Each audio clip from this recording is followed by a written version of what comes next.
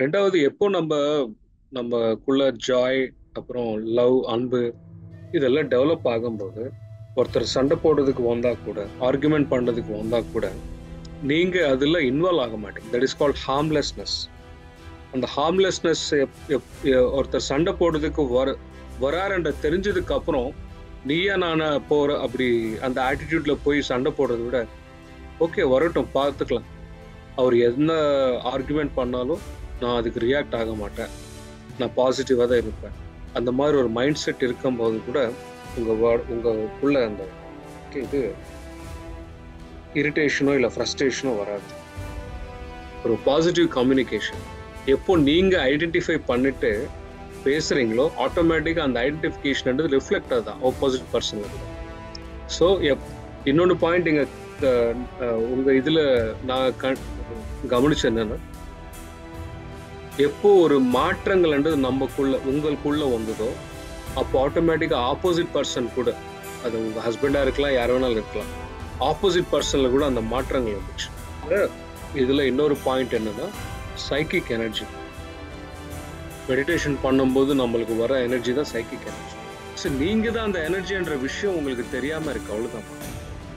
அந்த எப்போ நீங்க அது ரியலைஸ் ஆகுறீங்களோ அப்போ நீங்க தான் எனர்ஜி. அப்போ நீங்க யாரும் மெடிடேஷன் தேவையில்லை. அந்த cancer because of the poison, அந்த poison because of the thoughts, emotions, feelings, past life karma என்ன வேணாலும் இருக்கட்டும். நம்ம கோயிலுக்கு போறோம், பூஜை பண்றோம், அபிஷேகம் பண்றோம், இதுதான் பண்றோம் தவிர அந்த கடவுள் என்ன சொல்லியிருக்காங்க, எந்த மாதிரி நாலேஜ் கொடுத்துருக்காங்க அது நம்ம படிக்கிறது இல்லை. படிச்சாதான் நம்ம ஃபாலோ பண்றோம்.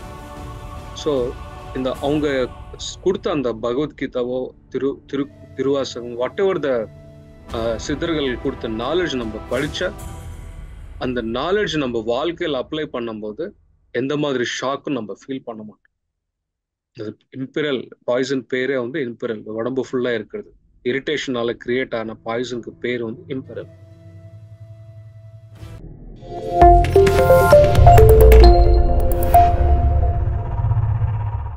So welcome back masters. இன்னைக்கு 5வது செஷன், 5வது நாள். இரிட்டேஷன்ன்ற புக் பத்தி நம்ம டிஸ்கஸ் பண்ணிட்டு இருக்கோம். இந்த புக்ல இருக்கிற கண்டென்ட் சில பேர் படிச்சிருக்காங்கன்னு நினைக்கிறேன்.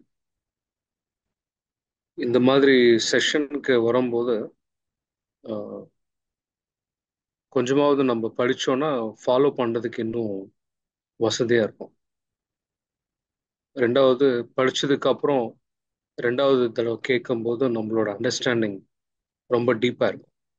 ஸோ லாஸ்ட் 2 டேஸா நம்ம கொஷின் ஆன்சர்ஸ்லயே ஸ்டார்ட் பண்ணோம். இன்னைக்கு கூட அப்படியே பண்ணலாம். ஏன்னா இன்னைக்கு கூட நிறைய கால்ஸ் வந்துருந்து காலையில. ஸோ ஒருத்தர் அவங்கவுங்க ஸ்பெசிஃபிக் அவங்க சர்டன் கொஷின்ஸ் ரொம்ப பர்சனலாக இருந்தது. சில கொஷின்ஸ் அவங்க கெரியருக்கு சம்மந்தப்பட்டதாக இருந்தது. மோஸ்ட் ஆஃப் த இஷ்யூஸ் எல்லாமே பார்த்தீங்கன்னா நம்மளுக்கு லைஃப்ல கிளாரிட்டி இல்லாமல் இருக்கிறது, கன்ஃபியூஷன் அதிகமாக இருக்கிறது, எல்லாம் பிகாஸ் ஆஃப் இரிட்டேஷன் தெரிஞ்சுக்கிட்டோம்.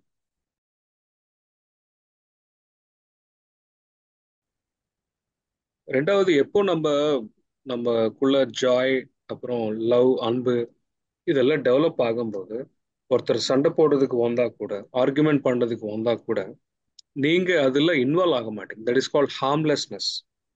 அந்த ஹார்ம்லெஸ்னஸ் ஒருத்தர் சண்டை போடுறதுக்கு வராருன்ற தெரிஞ்சதுக்கு அப்புறம் நீயா நானா போற அப்படி அந்த ஆட்டிடியூட்ல போய் சண்டை போடுறதை விட ஓகே வரட்டும் பார்த்துக்கலாம், அவர் என்ன ஆர்குமெண்ட் பண்ணாலும் நான் அதுக்கு ரியாக்ட் ஆக மாட்டேன், நான் பாசிட்டிவாக தான் இருப்பேன்.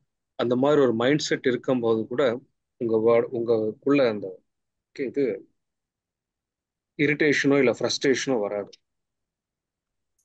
ஸோ இப்போ எதனால் நமக்கு இரிட்டேஷன் வருது அப்படின்றத பற்றி இத்தனை நாள் பண்ணீங்க. இன்னைக்கு அந்த இரிட்டேஷன் நம்மகிட்ட ரிமூவ் பண்ணணும்னா அதுக்குள்ள சொல்யூஷனை கொஞ்சம் நல்லா கொடுத்துட்டு வரீங்க. நீங்கள் கொடுத்த அந்த பிடிஎஃப் ஃபைலை நானும் ஓரளவுக்கு முக்கியமான கண்டென்ட்லாம் படித்தேன். ரொம்ப நல்லா இருந்தது. அதுக்கு பிறகு தான் நான் என்னுடைய லைஃப்லேயும் இவ்வளோ இரிட்டேஷன் எனக்குள்ள மனசுக்குள்ளேயும் இந்த உடம்புக்குள்ளேயும் இவ்வளவு நாள் இருக்கு, இதனால தான் அப்படின்றத வந்து எனக்கு நல்ல புரிதல் வந்தது. ம். ரொம்ப நல்லா புரிதல் வந்தது.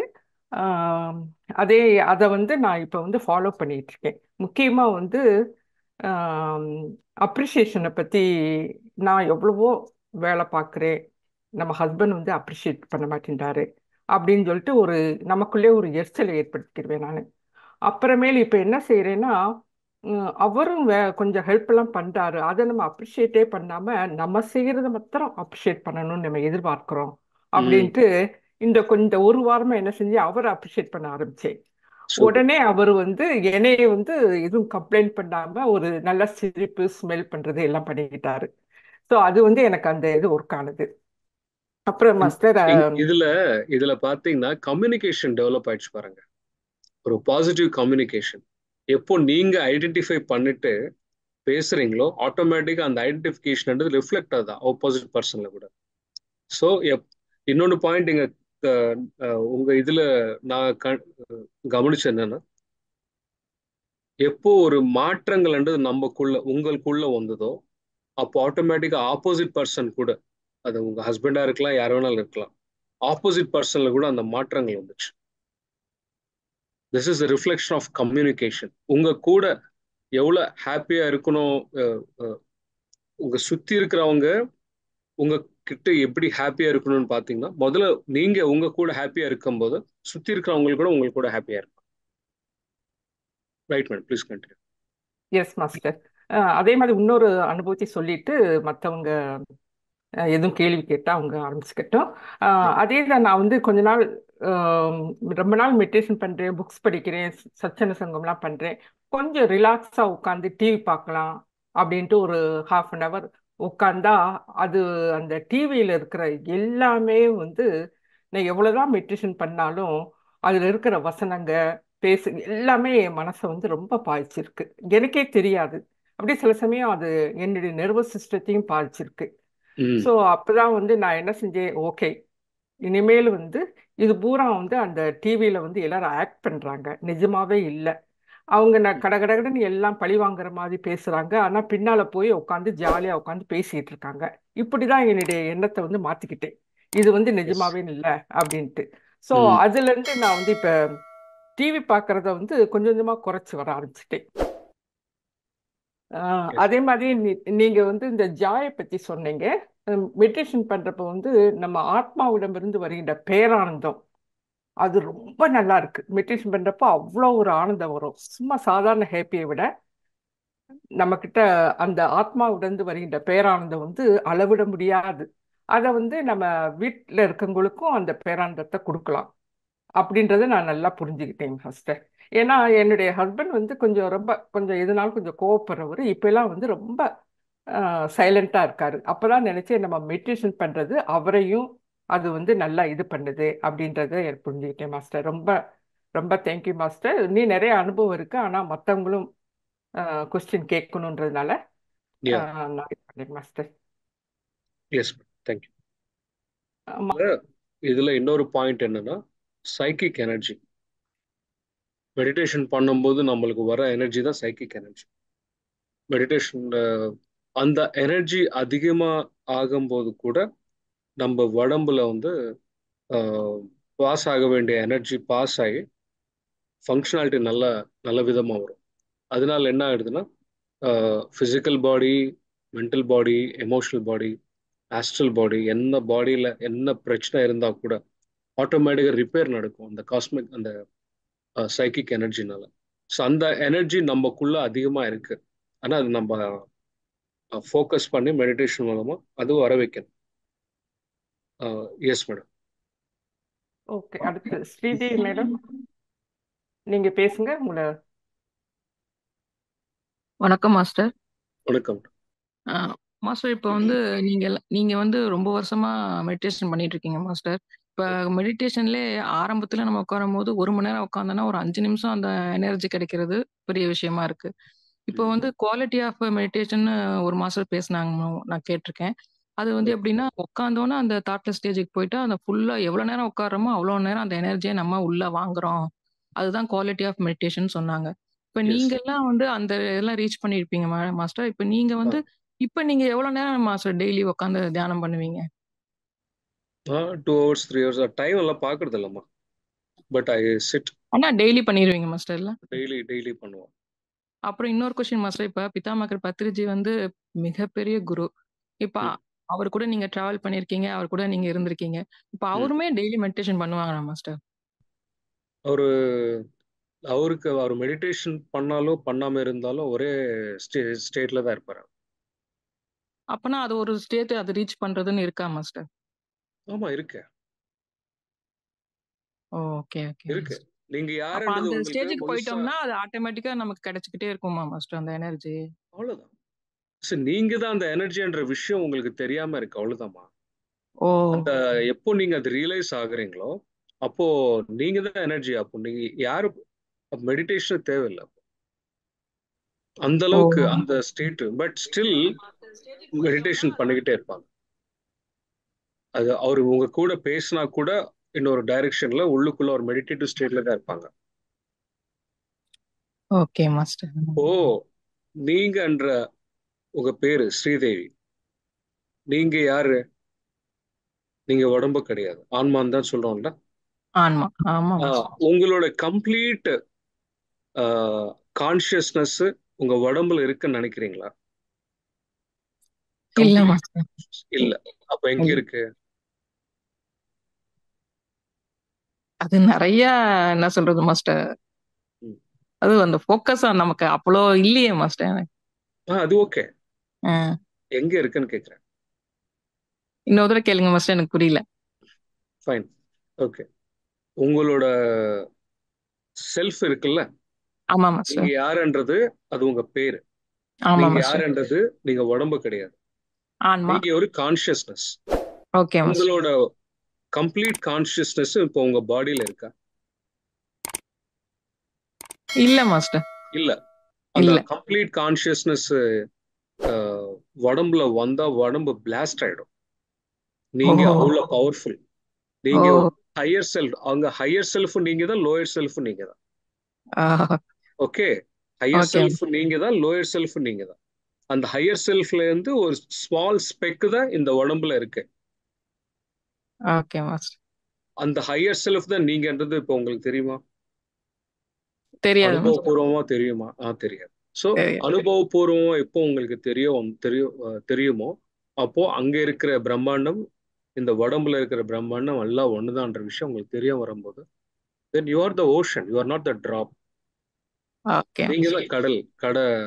ரைட்டா சொன்னது? Right, okay. கடல், அந்த ஓஷன், அந்த கடல்ல இருக்கிற ஒரு சொட்டு தண்ணி கிடையாது. ஓகே புரியுதா? மாஸ்டர். வாட் ஐ எம் புரியுது ட்ரைங் டு மாஸ்டர். புரியுது மாஸ்டர். புரியுது. நல்லாவே புரியுது மாஸ்டர். ஓகே. யா அப்ப நான் அவ்வளவு தூரம் நான் அந்த அளவுக்கு நான் மெடிடேஷன் பண்ணி அந்த ரீச் பண்ணும்பொழுது தான் நான் அத புரிஞ்சுக்கிட்டேன்னா, அது நான் அந்த இதுல அந்த நீங்க யா சொல்ற மாதிரி நான் ஒரு டிராப் கிடையாது. நான் ஃபுல் ஓஷன்ங்கிறத நான் அண்டர்ஸ்டாண்ட் பண்ணிக்க முடியும். அண்டர்ஸ்டாண்ட். அது எப்போ உங்களால புரிஞ்சுக்க முடியும்னா, இந்த டியூவாலிட்டில இருந்து நீங்க வெளியில வரணும். வெளிய வரணும். ஓகே. இந்த மாயையில இருந்துட்டு நீ மாயையில இருக்கிறீங்கன்ற விஷயம் உங்களுக்கு கிளியரா தெரிஞ்சிரும். தெரியும். ஆ.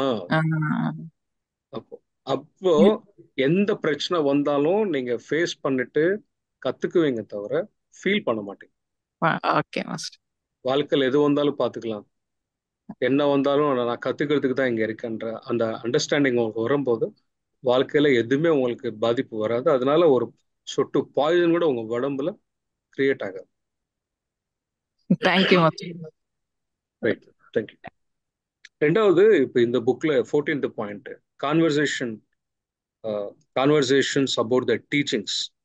அப்போ டீச்சர், ஒரு குரு என்ன சொன்னாரோ அந்த விஷயம் பத்தி நம்ம பேசும்போது கேட்கும்போது, அதுக்கு சம்பந்தப்பட்ட சப்ஜெக்ட் நம்ம டிஸ்கஸ் பண்ணும்போது, ஆராய்ச்சி பண்ணும்போது, அந்த ஸ்டேட் ஆஃப் பீயிங்லெஸ்ல இருக்கும்போது நம்ம உடம்புல ஆட்டோமேட்டிக்கா இரிட்டேஷன்ன்றது எதுவுமே ஆட்டோமேட்டிக்கா இரிட்டேஷன் இருக்காது, ஃப்ரஸ்ட்ரேஷன் இருக்காது, எந்த நெகட்டிவ் எமோஷன்ஸ், லோயர் எமோஷன்ஸ் இருக்காது. அந்த ஸ்டேட்ல என்ன இருக்கும்னா, நீங்க எந்த சப்ஜெக்ட் பத்தி யோசிக்கிறீங்களோ, பேசுறீங்களோ, கேட்குறீங்களோ, அந்த சப்ஜெக்ட்ல இருக்கிற எனர்ஜி உங்களுக்கு வரும். அந்த ஹையர் எனர்ஜிஸ் உங்க வரும்போது அந்த ஹையர் எனர்ஜியே ஒரு மெடிசின் மாதிரி ஆக்ட் ஆகி உடம்புல ஹீலிங் நடக்கும். அந்த பாய்சன் கரையும். சுபாஷ்ன்றவங்க வந்து cancer be cured by doing meditation அப்படின்னு எஸ் கேட்டிருக்காங்க. எஸ் கேன்சர் அது பிகாஸ் ஆஃப் த பாய்சன். அந்த cancer because of the poison, அந்த poison because of the thoughts, emotions, feelings, past life karma என்ன வேணாலும் இருக்கட்டும். ஸோ இது வரைக்கும் நான் பேசுறேன் இல்லையா, இந்த மெடிடேஷன், புக் ரீடிங், இதெல்லாம் இதுவே இன்டென்ஷனலாக நீங்கள் பண்ணும்போது, மெடிடேஷன் மட்டும் இன்டென்ஷனலாக நீங்கள் பண்ணும்போது அந்த காஸ்மிக் எனர்ஜியில் சின்ன தலைவலியிலேருந்து கேன்சர் வரைக்கும் என்ன பிரச்சனை இருந்தால் கியூர் ஆகிடும். ஒரு நோய் வந்தால் மெடிசின் சாப்பிட்டா தான் குணமாகும் அந்த தாட்டு தயவு செய்து ரிமூவ் பண்ணுங்க. எனர்ஜி இல்லாதனால தான் நம்ம உடம்புல நோய் கிரியேட் ஆயிடுச்சு. எதுக்கு எனர்ஜி இல்லாமல் இருக்குன்னா, தேவையில்லாத thoughts, emotions, feelings, attitudes, believe systems, இது எல்லாமே தேவையில்லாத நெகட்டிவ் லோயர் எமோஷன்ஸ் இருக்கிறதுனால, அதனால பாய்சன் கிரியேட் ஆனதுனால நம்ம உடம்புல தலைவலியிலேருந்து கேன்சர் வரைக்கும் கிரியேட் ஆயிடுச்சு. ஸோ இப்போ நம்மளுக்கு தெரியும் எதனால நோய் கிரியேட் ஆகுது அப்படின்னு சொல்லிட்டு. அப்போ அது தெரியாம ஒரு நோய் கிரியேட் பண்ணும்போது தெரிஞ்சுட்டு அந்த நோய் ரிவர்ஸ் பண்ண முடியாதா? அந்த அளவுக்கு டெக்னாலஜி நம்ம உடம்புல இல்லையா? இருக்கு. அதுக்கு தான் நம்ம மெடிடேஷன்ன்றது பண்ணும்போது ஆட்டோமேட்டிக்காக இந்த புக்கில் சொன்ன மாதிரி ஜாய் வரும், அன்பு வரும். இந்த ரெண்டு வரும்போது ஆட்டோமேட்டிக் என்ன இன்க்ரீஸ் ஆகணும், நமக்குள்ள ஒரு கான்சென்ட்ரேஷன் டெவலப் ஆகிடும், நமக்குள்ள ஒரு அனாலிசிஸ் டெவலப் ஆகிடும். ஒரு நெகட்டிவ் தாட் வந்தால் இதுக்கு முன்னாடி ஆட்டோமேட்டிக்காக ரியாக்ட் ஆகிற உங்களோட மைண்டு இப்போ வந்து உஷாராயிட்டு எதுக்கு நான் நெகட்டிவாக யோசிக்கணுன்ற கொஷினிங், கேள்வி கேட்குற தத்துவம் வந்து உங்களுக்கு ஆட் ஆகிடும். எப்போ உள்ளுக்குள்ள அதிகமாக பாய்சன் வருமோ அப்போ கேள்வி கேட்குற அந்த ஆட்டிடியூடும் சத்து போயிடும். எப்போ நீங்கள் கேள்வி கேட்கறது அந்த ஆட்டிடியூட் டெவலப் ஆகுமோ, அது எப்போ டெவலப் ஆகும்? அனாலிசிஸ் பண்ணும்போது, யோசிக்கும் போது. அப்போ நீங்கள் யோசிக்கணும்னா கூட உங்களுக்கு எனர்ஜி வேணும். அந்த பாய்சனால தான் நம்மளால் யோசிக்க முடியாமல் இருக்கிற ஸ்டேட்டில் நம்ம இருக்கோம். ஸோ ஒரு மெடிடேஷன் மட்டும் பண்ணிக்கிட்டே இருந்தால், புக்ஸ், இந்த மாதிரி புக்ஸ் படிக்கும்போது இந்த மாதிரி எத்தனையோ டிப்ஸ், எத்தனையோ நாலேஜ் வரும்போது பாய்சன் எப்படி ரிமூவ் பண்ணுறது, அந்த நாலேஜ் அந்த புக்கில் இருக்கிறதுனால அதெல்லாம் புரிஞ்சுக்கிட்டு ஃபாலோ பண்ணும்போது ஆட்டோமேட்டிக்காக பாய்சன் கரையும், எனர்ஜி வரும். அந்த எனர்ஜி வந்ததுக்கு அப்புறம் நம்ம உடம்புல எதனால எது எந்த காரணத்தினால பாய்சன் இருக்கோ அந்த பாய்சனும் போயிடும், ஆட்டோமேட்டிக்காக ஆரோக்கியமும் வந்துடும். ஸோ இப்போ உங்க ஆரோக்கியம் உங்க கையில இருக்கு. உங்க அற்புதமான வாழ்க்கை கிரியேட் பண்றது உங்க கையில இருக்கு. Thank you master. தேங்க்யூ மாஸ்டர், ரொம்ப அருமையான விளக்கம். அவங்க வந்து யூடியூப்ல கேட்டுட்டு இருப்பாங்க. இப்போ வந்து இதுல வந்து ஒரு ராஜேஸ்வரி மாஸ்டர் வந்து கேட்டிருக்காங்க, master how to over come drama. அதாவது நம்ம இந்த அதிர்ச்சி, யாராவது இறந்துட்டாங்க, கொஞ்சம் வயசுல இறந்துட்டாங்கன்னு கேட்குறப்ப நமக்கு ரொம்ப அதிர்ச்சியா வரும். ஸோ அதெல்லாம் எப்படி ஓவர் கம் பண்றது அப்படின்னு கேட்டிருக்காங்க. அது இது எல்லாமே பிளாக் ஆஃப் நாலேஜ். இப்போ the soul's journey, life on the other side, இந்த மாதிரி புக்ஸ் நீங்க படிக்கும்போது ஒரு ஆன்மா பிறந்ததுக்கு முன்னாடி எங்கே இருந்தது, எந்த ஸ்டேட்ல இருந்தது, எந்த மைண்ட் செட்ல இருந்தது, என்னென்னலாம் ஒர்க் பண்ணது, ஒரு பிறந்ததுக்கு முன்னாடி வந்து எந்த மாதிரி பேரண்ட்ஸ் சூஸ் பண்ணது, எந்த மாதிரி சுச்சுவேஷன்ஸ் சூஸ் பண்ணது, நல்லது கெட்டதெல்லாம் எப்படி சூஸ் பண்ணது, எதனால சூஸ் பண்ணது, இந்த கர்மான்னு என்னது, அது எப்படி கர்மா எப்படி எப்படி கிளியர் பண்றதுக்கு என்ன, இந்த பூமிக்கு வந்ததுக்கு அப்புறம் என்னென்ன ஃபேஸ் பண்ணணும், இதெல்லாம் இது பத்தி, இந்த ஜெர்னி பத்தி உங்களுக்கு தெரிஞ்சதுன்னா அப்போ ஆட்டோமேட்டிக் என்ன ஆயிடும், லைஃப்ல நடக்கிற அந்த ஒருத்தர் இறந்து போனாலும், ஒருத்தருக்கு நிறைய ஜாக்பாட் வந்தாலும், ஒருத்தருக்கு நஷ்டம் வந்தாலும் அதுக்கு பின்னாடி ரீசன் உங்களுக்கு தெரியுதுனால அது நடந்தாலும் நடக்காம இருந்தா கூட வில் பி நார்மல். இது பயப்பட வேண்டிய தேவையில்லை, அதிர்ச்சியா ஃபீல் பண்ண தேவையில்லை. இதெல்லாம் எதுக்கு வரும்னா லேக் நாலேஜ் இல்லாதனால. ஆன்மீக நாலேஜ் இல்லாதனால தான். நம்ம கோயிலுக்கு போறோம், பூஜை பண்றோம், அபிஷேகம் பண்றோம், இதுதான் பண்றோம் தவிர அந்த கடவுள் என்ன சொல்லியிருக்காங்க, எந்த மாதிரி நாலேஜ் கொடுத்துருக்காங்க, அது நம்ம படிக்கிறது இல்லை. படிச்சாதான் நம்ம ஃபாலோ பண்றது. ஸோ இந்த அவங்க கொடுத்த அந்த பகவத்கீதாவோ திரு திரு திருவாசகம் வாட் எவர் த சித்தர்கள் கொடுத்த நாலேஜ் நம்ம படிச்சா அந்த நாலேஜ் நம்ம வாழ்க்கையில் அப்ளை பண்ணும்போது எந்த மாதிரி ஷாக்கும் நம்ம ஃபீல் பண்ண மாட்டோம். ரெண்டாவது, நம்ம வாழ்க்கையில ஏன் நடக்குது அதுக்கு ஆட்டோமேட்டிக்கா ஆன்சர் உங்களுக்கு தெரியும். வள்ளி முருகன்றவங்க கேட்டிருக்காங்க, please tell me final glance poison name sir அப்படின்னு கேட்டிருக்காங்க. அதுக்கு பாய்சன் பேர் எதுவுமே இல்லைம்மா. அது இம்பிரல் பாய்சன் பேரே வந்து இம்பிரல், உடம்பு ஃபுல்லா இருக்கிறது. இரிட்டேஷனால கிரியேட் ஆன பாய்சனுக்கு பேர் வந்து இம்பிரல்.